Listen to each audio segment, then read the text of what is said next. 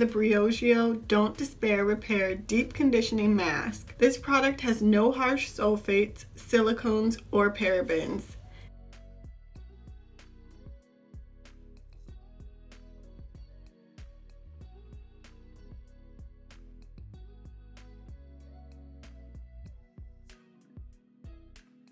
I really like that this product is non-toxic. I like that the ingredients are clean and non-toxic and they don't make me feel sick. That's really important to me in my life right now. As you know, I am on a hair diet, and then overall, just lifestyle wise, that is something that I do look for now in my products. I just want them to not make me feel sick. So I really like this hair mask. This mask is lightweight and a little goes a long way. It also has a nice, fresh, clean scent, and I really like that. This mask is not super absorbent on low porosity hair. As you can see, there is white residue sitting on my hair strands. This is fine though, because as a low porosity girl, I always sit under my hair dryer to open my cuticles and allow products to penetrate. So products being super absorbent initially don't really sway my opinion on whether I like them, because I always use heat when I deep condition. So we're not even going to mark that against this product.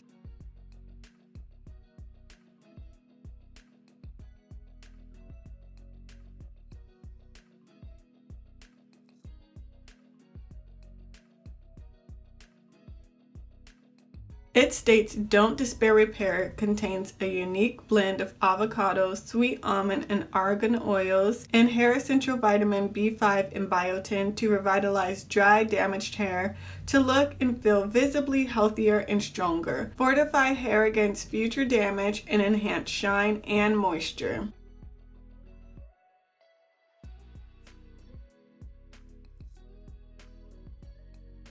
Usage states, after shampooing, massage Don't Despair Repair into the hair from root to tip.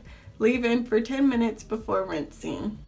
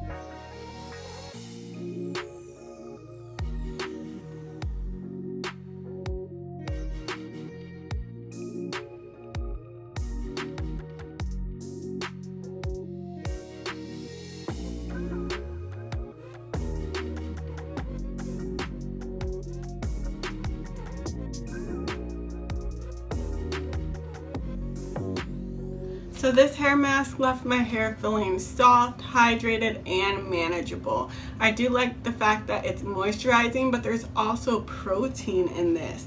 The Briogeo has biotin, it has hydrolyzed corn protein, and it has hydrolyzed wheat protein, and it also has hydrolyzed soy protein. So this is a very protein-based hair mask, but it still has moisturizing, hydrating properties, so I really love that. And because this is a reparative hair mask, it does make sense that it would have a protein base. Another thing about this hair mask is glycerin is the second ingredient. If you've been following me, you know that I kind of try to stay away from glycerin in my styling products, but in like hair mask or things that I'm gonna rinse out of my hair, I'm not so like big on making sure glycerin isn't in it.